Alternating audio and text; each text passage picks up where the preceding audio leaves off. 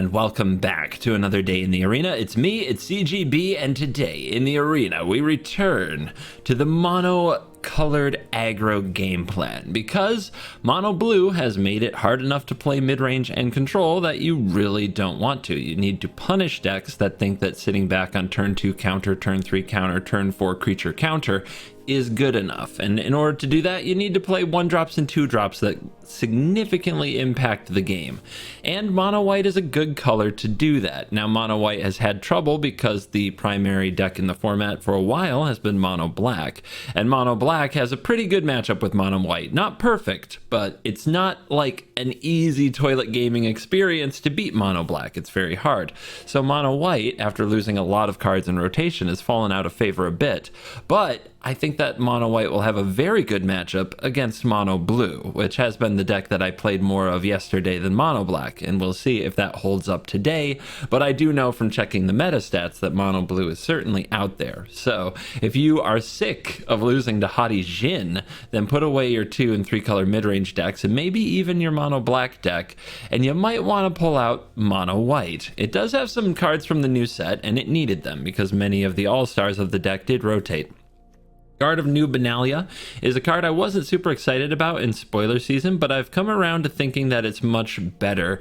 The fact that it can just keep attacking through all kinds of situations, through any kind of blocking presence, because you can enlist larger creatures to make it attack and discard useless lands or small creatures that you don't need in the late game to make it indestructible, means that it is a constant source of pressure. The enlist ability is clunky, and the indestructible discard ability makes it slow, so it does feel like the games take forever when you're playing with Guardian of Dominaria, which is a downside.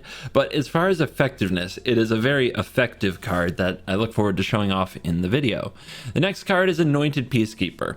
If you are going to beat a Mythic Massacre, Anointed Peacekeeper is a must draw and a must play, close to curve. Thalia helps a lot too, but if you go Thalia into Anointed Peacekeeper and shut out Meathook Massacre, you can probably finish the game before they can resolve a meaningful Meathook, and that's really important. This card can also name Liliana of the Veil and or Wandering Emperor, or whatever planeswalker you fear, and make those planeswalkers much less effective. It can name Anvil, which is a really big knock on Anvil, and just naming Hadi Jin really messes up the mono blue game plan, because usually they need to cast it and then they need to protect it, and that takes a lot of mana, so they don't want this to resolve, and they'll probably do anything they can to keep it from resolving. It also dodges Cut Down, which is a super popular removal spell, and it can tax Infernal Grasp if that's what you see in their hand waiting to kill it. So yeah, Anointed Peacekeeper is a super important part of the deck. It is a good card and it does do work. There are matchups where it's not as good. I would say mono blue it's not as good, but against the black matchups it's probably your best hope to win the game, and I'm usually scrying for it relentlessly with the Guardian of Dominaria in a matchup against a black deck. And the last card that's added in a 4 of as a mythic, which might make some of you go, oh, it's Sarah Paragon. This is a 2 white 3/4 flyer that does a Lurrus during your turn. You can cast cards with mana value 3 or less from your graveyard, or play them, it should be said, because sometimes lands ends up there. I wasn't the 4-drop, I didn't even know if we needed a 4-drop. I was packing more 3s, but this flying body that also turns into a card advantage engine in the late game is really important, because now you can discard cards to Guardian of Dominaria and then later play them with the Sarah Paragon. You can also, see your legendaries die or legend rule them, or discard those to Guardian of Dominaria and then play them again. If you get into a Brutal Cathar war, then your Brutal Cathars can be cast from the graveyard, and it helps a lot for flipping Brutal Cathars from nighttime back to daytime and double spelling to have Sarah Paragon on the battlefield as well. So the card has really impressed me, and I'm in for 4 of them at the moment. I also run 3 Iganjo Seat of the Empire, so a lot of times you channel this land and then you can play it from the graveyard using the Paragon, and if you play 2 of them from the graveyard you can legend rule 1 of them to gain 2 life, which is a micro piece of value that probably doesn't matter, and I'm mentioning it here anyway because it makes me feel Clever. So today's video, the patron shout out goes to Brandon Larson. Thank you very much for becoming a patron, and your Shark and Wolf tokens are on the way. If you would like some Shark and Wolf tokens, check out the link in the description. They're really cool, and there's only so many Wolf token and Shark tokens left. But don't worry, there's stuff in the works, and my Patreons will be the first to know about that as well. So, Brandon, you're very cool. Let's dive in. Let mono white nonsense begin. All right, on the draw, and not a good hand, and no one drop. So we mulligan. We at least take one shot at getting a better hand, and we got it. We got it. Do we put away the Paragon or the Adversary? On the draw, put away the Paragon.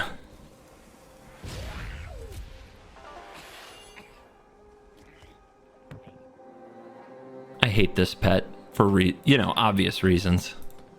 How can somebody with such good taste in avatars and sleeves have this piece of trash on their side? Oh my god. Are we playing mono blue? Well, them being on the play is huge, because if they counter Thalia, they're in great shape. But they do have to counter everything. Click, click, click. Come on. Make them have it. They might just have an impulse here. Feeling bold on the play.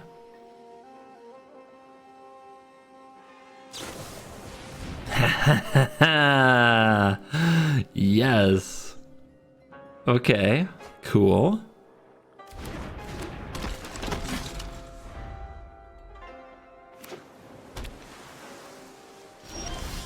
Cool islands, brah. What do they do? Anything? Or do they just sit there?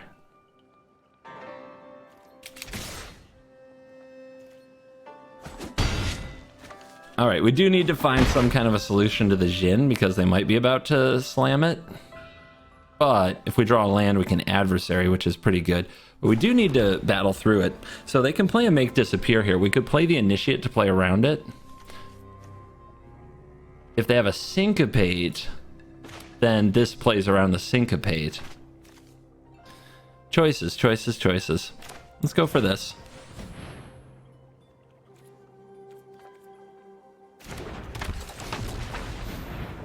And this. Although we could wait. We could try to resolve it next turn. Oh my, opponent.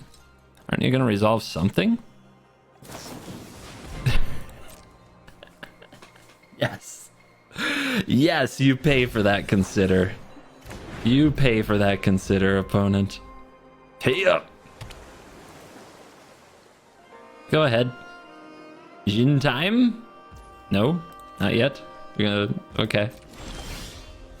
Good card. They'll probably counter it, but hey, stuff happens. Gotta keep them busy.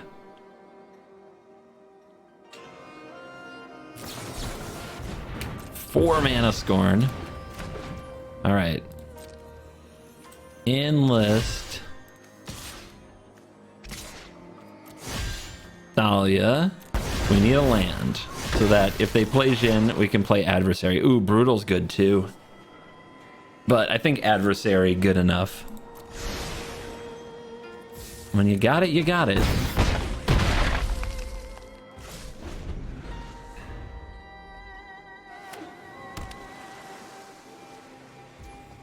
Nothing? Opponent?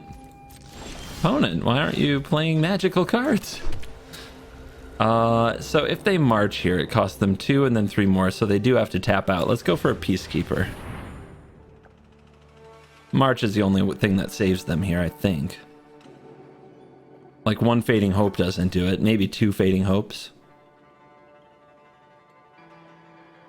Let's see if they let this happen. Okay, there's a Fading Hope.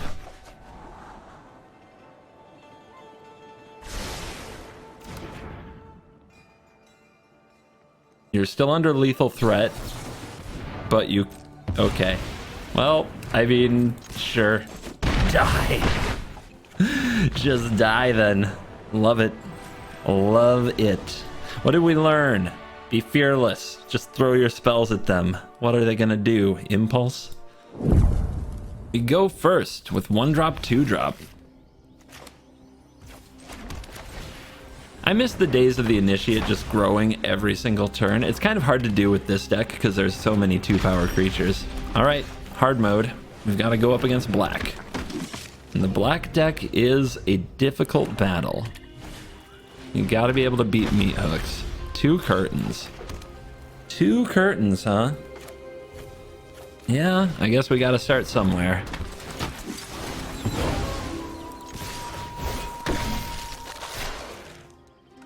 If they make their 3/4 next turn, they're probably going to take out our Cathar, but they will flip this Cathar, and then we're a double spell away from flipping this one.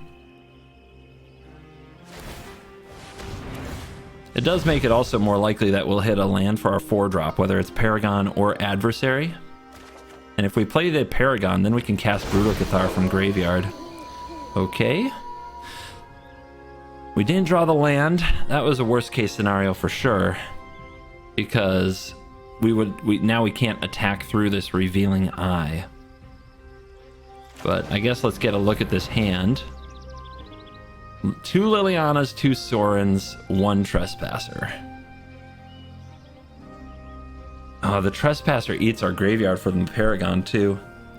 But naming a Planeswalker is so good. But the Planeswalkers cost more to cast because of the Thalia. And I definitely have things to sacrifice. This is a Trespasser. Not the Glutton. Because even at nighttime when they cast this, it's not the Glutton yet, right? Right.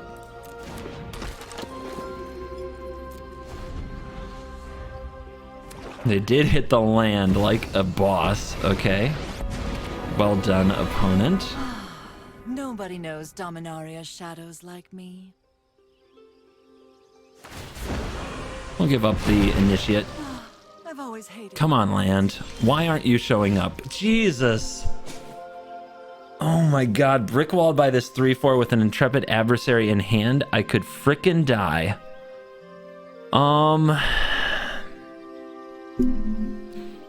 I guess I double spell, and it's horrible, and it's the worst I've ever felt doing this.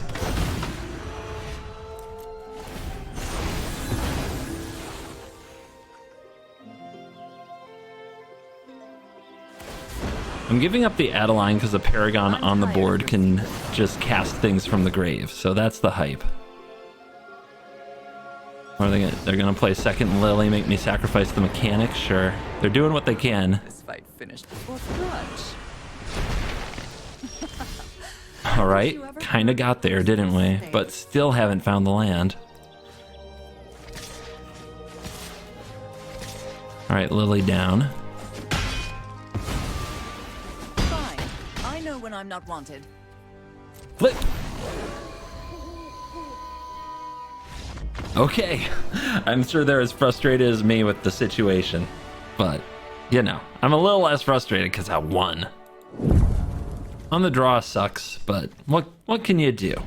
If we hit 2 lands, we have probably one of the best curves we can ask for, and our opponent's playing blue, which should be a good matchup. Although, it would be so much better on the play. Wow. They either really need something specific on top, or they do not know how to not cast a Fading Hope. Alright, which card do we want countered? We need something pushing damage on the board, so I'm playing the mechanic anyway, and if they make Disappear it, good. But they can't syncopate it. Okay, 4 cards. Gotta just run them out of cards at this point. We do have the stance for the Jhin. Gaze? Oh, they're that deck. Tolarian Terror is a pain. Gotta be ready for that. But I think they run more situational counterspells and less good counterspells. So that's probably good for us. They might not run Syncopate, so maybe I shouldn't play around it. Yay, Thalia! Yay! Boo, Fading Hope, boo, but I think they already kept on top, so that's good. They've only kept on top, so they might be one of those scry gamers who, you know, never bottoms ever. Gaze Master. I hate Otherworldly Gaze. I saw the version that plays this in like 4 terrors and 4 delvers and 4 hotties, and I see the point, but it's not card advantage, right? All right, let's get the Cathar onto the battlefield, because this thing flipping is a real pain for our opponent. It's that, or we play the Stance and the Thalia. But I think having the Cathar out is so good. You know what? Thalia's going to tax the Stance. Let's just get the let's get out Thalia and get the Stance cast when we know it's going to hit. We can also save a Brutal Cathar for a Tolarian Terror if we find one more land. It's an expensive Thirst you got there. Let's see if they rip a land. Nope. And they discard 2 creatures. Wow. All right, let's take over this battlefield. This is our world now. We go wide against blue. They don't have sweepers.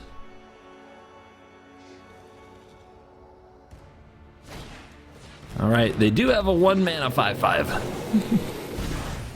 So if we draw a land, Brutal Cathar that. If we don't, probably just give them the Adeline business. Actually play Intrepid, attack all, probably, right?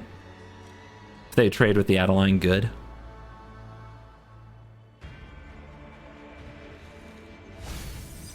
They did keep 2 on top this time. All right, full smork. Full smork against tapped out mono blue.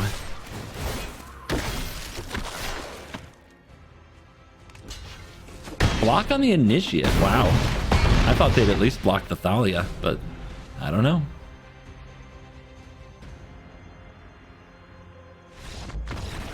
Nighty night, mono blue.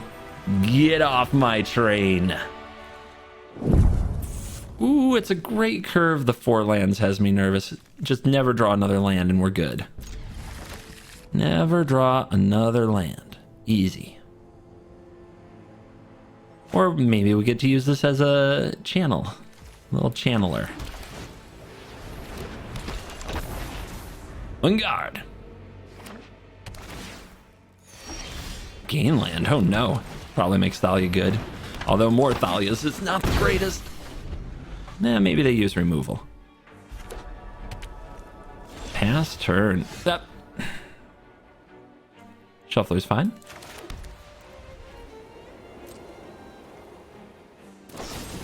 There it is.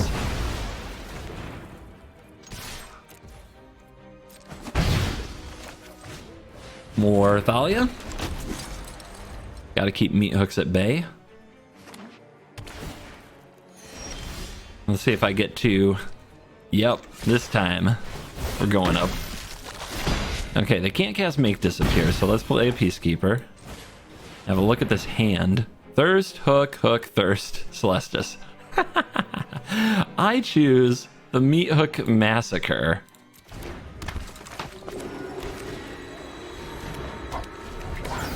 Have fun, opponent. You want to play the Celestis or the Thirst? They're going to play the Thirst. We only kept 1 Thalia in hand. We top decked 3. 3 out of 4 draws have been Thalia. Now, to be fair, I demanded of the deck that I did not want to draw any more lands. I didn't say any more Thalias. So this could be on me. I see where you could say this is your fault, CGB. Not the gain land, anything but the gain land. Would you like to remove the Thalia? Okay.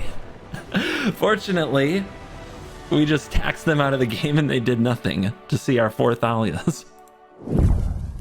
You can feel it. The rank is rebuilding. We're going in the right direction now. On the draw. But at least we have 1-drops. No removal, though. The Peacekeeper, the Adelines, they might be too slow. We'll see.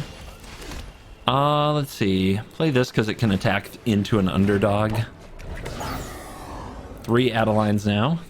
And climbing. Virus Beetle. Not what I expected. Feels bad. Not something you want to attack into at all. They sure leveled me on that one. That's not an underdog.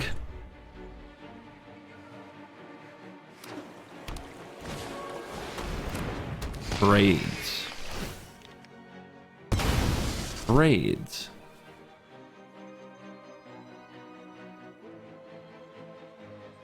Do I care about these creatures? I mean, they're not doing anything. Sure, you don't get a card. Maybe I'll get them back later. Let's peacekeep. Smelter, Harvester, Reactor, Beetle. View battlefield. No red. Let's name Virus Beetle, I guess. And if they top deck a red source, I feel stupid. Eh?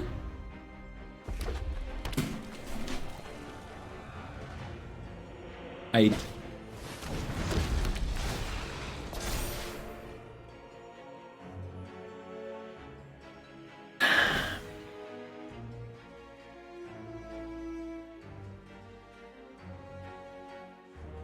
You gonna give up a land, opponent?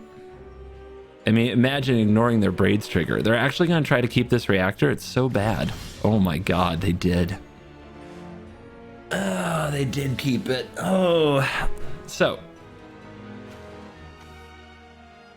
Let's attack with Initiate, see if they block with the Braids. It's really all they have. I don't think they'll block. But if they do, nom.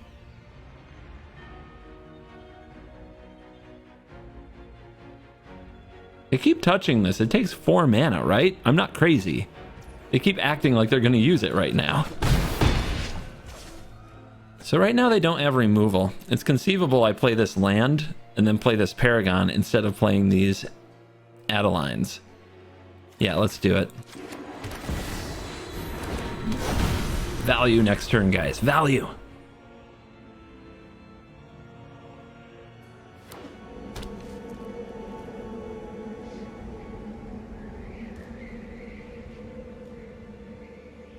He drew another red source. No!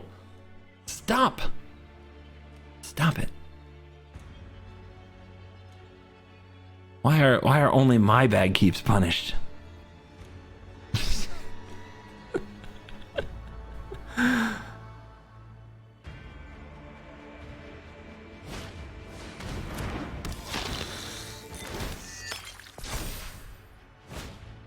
Uh-huh. Yep. Uh-huh. Yep. And now if they sacrifice a creature, I'm really not sure if I'm supposed to sacrifice my Initiate or not.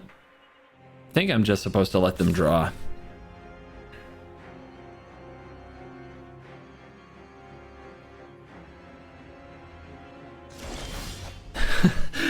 Man, imagine having a Braids and doing nothing with it, right? Oh my goodness.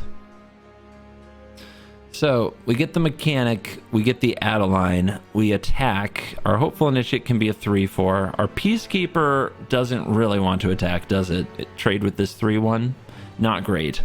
But that said, holding off a Virus Beetle isn't that important anymore, and playing the Peacekeeper from the graveyard could be good, so trading it with a resource actually sounds pretty nice. Alright, so we're going to play the Mechanic. We're going to play the Adeline. Going to charge with the squad.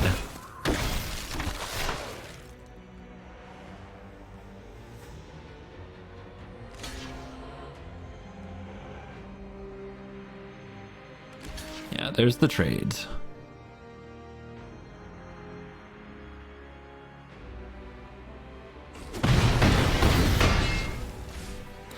For the first time ever, the Hotshot Mechanic being an artifact in this deck seems to matter, because if they sack an artifact, we can sack the Mechanic. Yep. Give up another Adeline, I guess. They're really excited about this reactor. I think this reactor is so bad. But some people really love the good old tick tick boom. All right, Braids, what are you gonna do? Give up a land? Sure. I can play them from my graveyard. That's kind of fun. Another Peacekeeper off the top. We have Adeline on the field.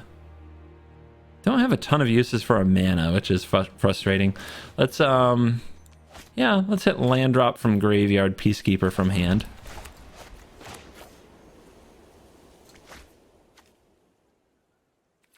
Peacekeeper naming what? Reactor, probably? There's no hand to speak of. All right. Then in the meantime, we just assault them, right? Do we send the pilot? Are there easy blocks? There are. But, ooh, that easy block, not so easy. They're at 9? Yeah, let's take the fight to them. 100%. Let's go.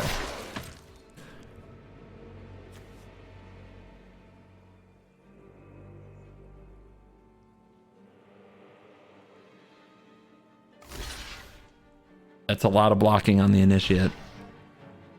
All right. I mean, right now you're taking 8. 8's a lot.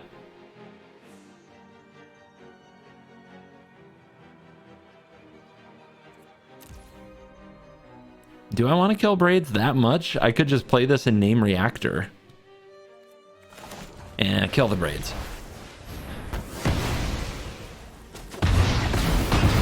Reactor is just one target, right?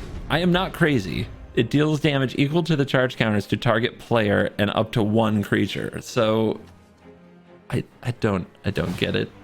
Yep, you did it. Look at that. I fall to 15.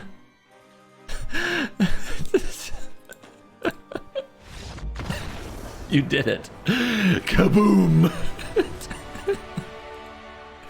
They were surprised to discover the explosion was their own face. All right, we go first. We go first, no 1-drop, but at least we go first. Of course, our opponent has the 1-drop, but it's not one we're afraid of. Where were you? Where were you? Cold Conscript is... it's a card. It is a way for Mono Black to get way more aggressive. I guess they don't read. Do we give up the stance here? We gotta have an answer to the Sheoldred, but if they play the Conscript, I don't know if they're playing Sheoldred. But I don't know when the Hopeful comes out, so yeah, we'll do that. Do you think they read the card? Or do you think they just fire off Cut Down as soon as they see it? Ooh. Their 3-drops are like Liliana Trespasser. We'll have a 1/1 for Liliana, so we're not afraid of her. Trespasser? I'm not really afraid of Trespasser with this hand. Let's go Adeline.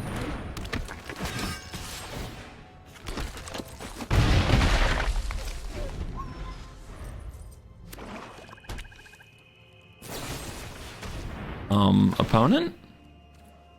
Are you like... are we learning? Take 2? And not the Adeline?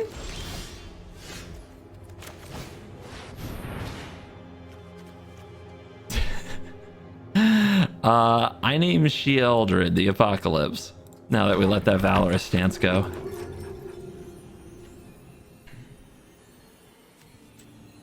I guess I'll enlist the 1/1.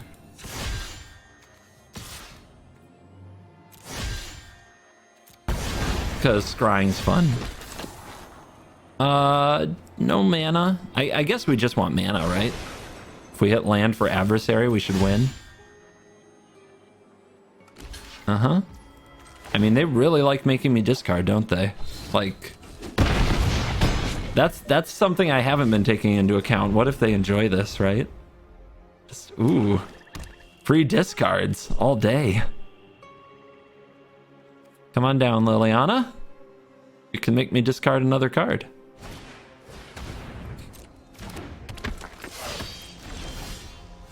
That'll do. That was delightful. That was absolutely delightful. I loved every minute of it. On the play. Let's go. Please draw no more land. But yay, let's do it. Shut this goblin up. Tilt.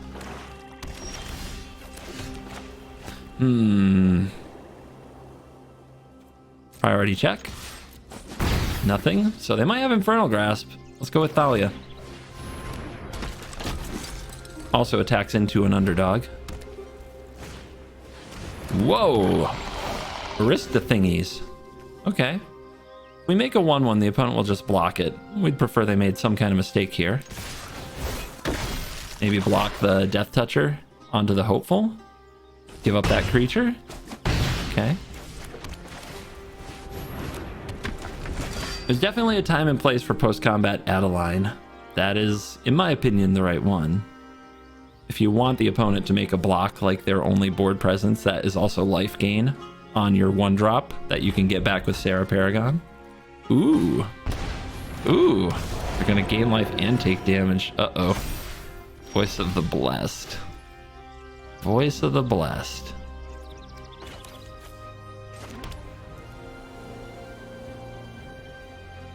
Don't really want them to know about the Sarah Paragon. It would definitely draw removal, but they might not have removal. I'm trying to decide whether or not to play it pre-combat, because I might attack with the Thalia, but I think I want to get this thing enlisting. If I attack with Thalia here and they block and kill it and we play another one, we're pretty happy, right? We just don't have anything to discard to this, but I don't think they'll target it anyway. And we might get to save another 1-1 because of it.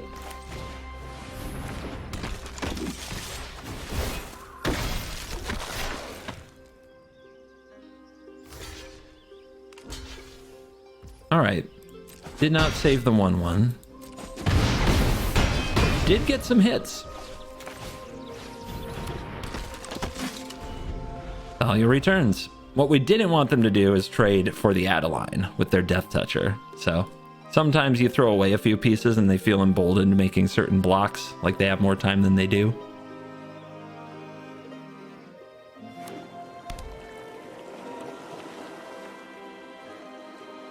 They need a big turn.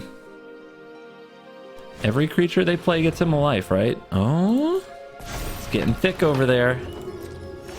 Uh-oh.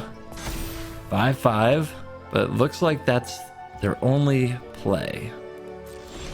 So we've got a 5/5 to get through. That's good. And it's only 1 mana to use it. Fortunately, we don't get to play the Paragon if we do that, but it is what it is. Let's enlist Thalia and attack with everything else. Triggers! What are we looking for? Any kind of removal. And any kind of a pump effect. Iganjo on Adeline. No. Not like this. It's not good. No removal, no pump effect. To the bottom.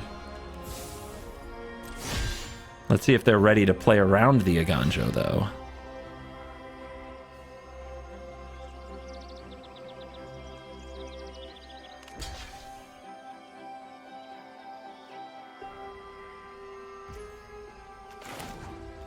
Do we? Take a double here? Wait, if we kill this... Easy. Easy. I know all of you at home saw it way before me. I'm just slow. It's been a while since, you know, there was like a 2-mana clerical lord I had to think about. Peace at any cost. Sorry, Paragon. I have a feeling you won't get played here. Although the opponent could name Guardian of New Benalia.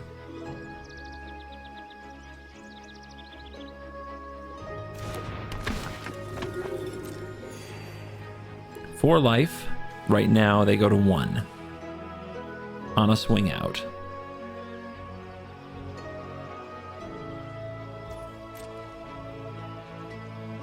Also, they have this Thram portal they have to avoid using, so fun.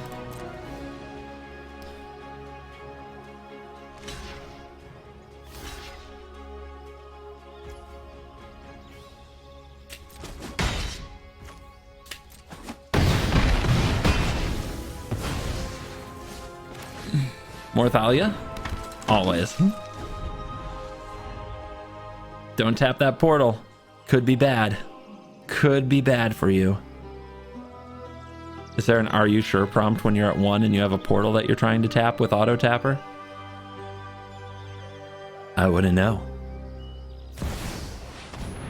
Okay, Jaren. Whenever this enters the battlefield or another non-token human you control dies, you lose 1 life. Math? Okay. We take those. On the draw, but no 1-drop. I'll keep it because of the Guardian Peacekeeper. Maybe the Peacekeeper can buy us some time. It's really tough.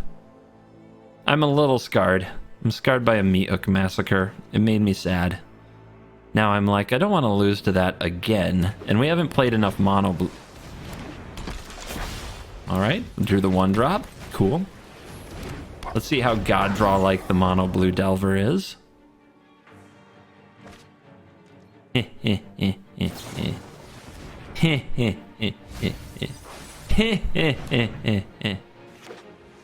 Alright, Thalia. 1 time. Thalia. Come on, baby. Come on, Thalia. Alright. They hold back. I'm attacking.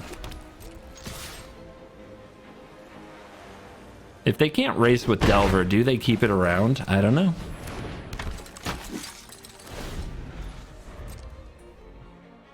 Give it. Come on. Oh. Alright. On the bright side, we're not going to try to interact with them. We're just going to try to race them. So, if we race them, we'll be fine.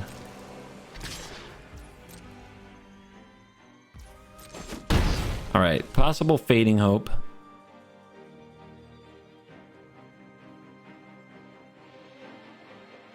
Dude, what you tanking for? You're just gonna pass because you want to protect your Delver. You're not casting anything here. There's no way you're casting anything here. You're way too much of a coward. Alright. Peace, keep him. Terror, Slip, Jin. Oh crap, we need to be able to attack through this mess, and it's gonna be hard. The Terror isn't castable yet. There's a Make Disappear they don't want to hold open, and a Slip out the back that they can cast here to start bringing this within range. So I'm gonna name Slip and try to keep their Terrors off the field that way.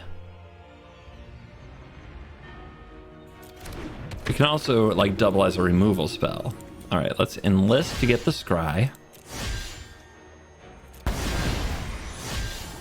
And what do we need? We need removal. This is not it. Although playing, they don't have counters. I guess they have a Make Disappear, but that doesn't stop an adversary. We could try to play back-to-back adversaries and just plow right through them. That might win, because they're probably just going to play creatures for the next 2 turns because of the situation. I think that will win. Because we bottled them up. They're not going to be able to play these Terrors. They're going to try to play stuff to block with. Yep.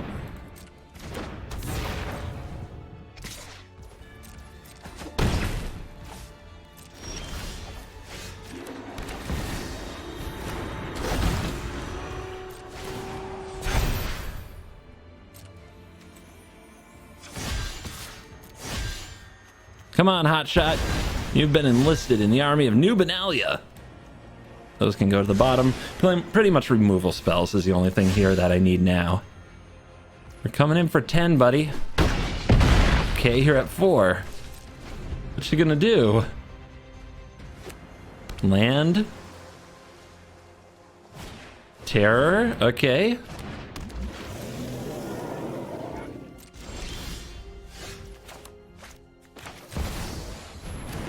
Again. We go wide. Hello.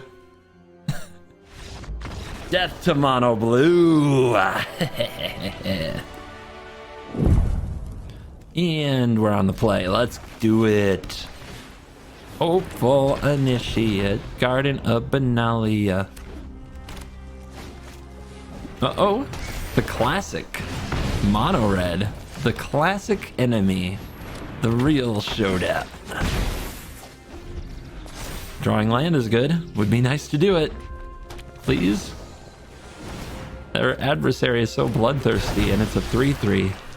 Does it attack, though? Oh, well, what kind of a question is that? Okay.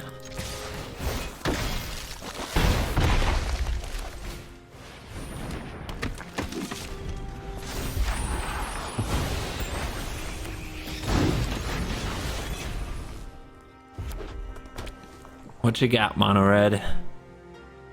I don't have lands, so I'm at your mercy. Okay. That's a card. 1/2 trample, +1/+1 counter. Uh-huh. Don't think I'll have time for you. They're doing that to push damage, though. They're at 15. We just... can't do it, man. Can't do it. This can hold back. It can slow down one of these. Another one holding back. We could just hold back and try the double block, but we're going to play the Thalia. We have to press somehow, and we have to draw land. So I guess it's like this. It's really awkward, but we're doing it.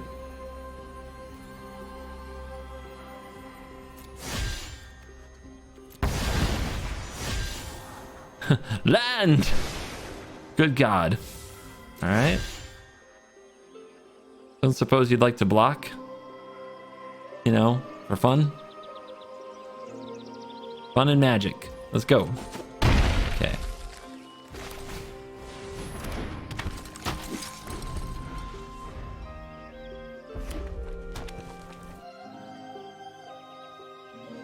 Don't think it could have gone much worse. But we're trying. Okay, that was expensive. At least we have that going for us.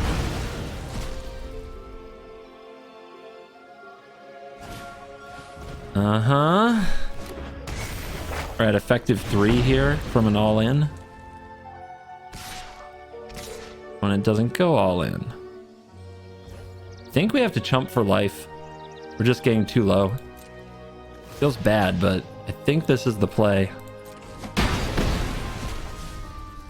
If we're within range of like 1 burn spell, we have no real chance. So now we have to just hope that this sticks somehow.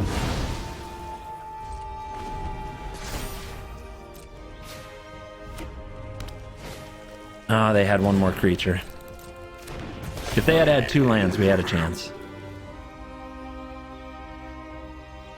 Maybe they'll play like cowards.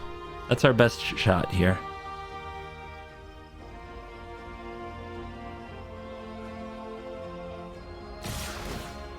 Not coward.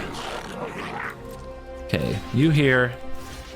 You 2 here, and we die. So that's not acceptable. So 1 has to chump, 1 can block here, and we can go to 2. Then we die to any burn spell. But we only have to save 1 of these.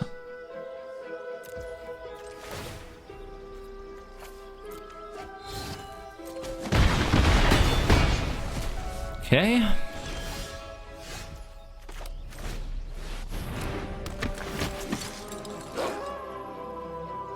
We don't want them to get back something with haste. I guess either one has haste, right? It's too bad. Ah, this is gonna flip. There's really no chance, is there?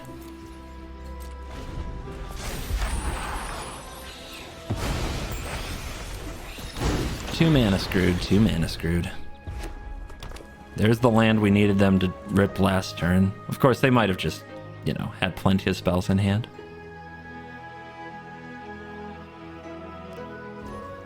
What? If they attack there, we eat the goblin, we eat the etching, but we have to give up a Cathar. And you have enough to escape Squee the next turn and you get back a creature. Instead, they pass and let us flip Cathars? I mean, we are at 2. It's not like we're taking over the game, but this Paragon really sets us up for a double spell and possibly life gain in the future. I mean, if they top deck burn, they win. I think we have to be aggressive here, but the question is how aggressive. And I don't think we can afford to enlist, really. But enlisting attacks for 5, we trade, but it gets exiled. Yeah, it's just one of these. All right, opponent. What do you draw? Land. No frickin' way. We can't double spell here, but we can try to kill them.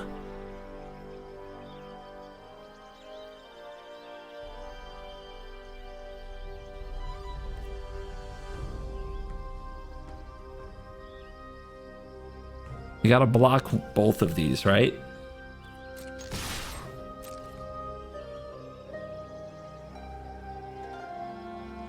Frickin' mono red. All this, and I guarantee you they top deck the burn spell, but I'm trying to set them up to think that what they're going to do is escape Squee. Okay. I thought for sure that would have gone differently. I thought they were set up to escape Squee. And I know I'm saying escape and it's now escape. You know what I mean. All right.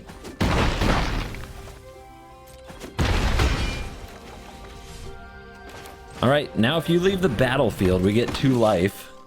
I wish I could just sacrifice it somehow. I can't channel this anymore. I had thought I was going to play hopeful and hold up channel for this, and now I can't. Let's see if it loses me the game. It lost me the game. I'm so sad. I lost myself that game. Because if I play the Initiate, I can chump block, take 1. I guess they can put the counter on the... No. They can put the count. Okay, I was going to lose the game anyway. Because they can put the counter on the token if they stack right. Or no, they have to pick targets first. So they would target the Squee. I would Iganjo the Squee, chump the Raiju, go to 1. I did blow it. I'm sorry, guys. I'm no good at Magic anymore. I'm completely washed up. I'm so bad. Yeah, if I had a hopeful instead, I had 1 mana open, then I channel the Iganjo right here, and I don't die.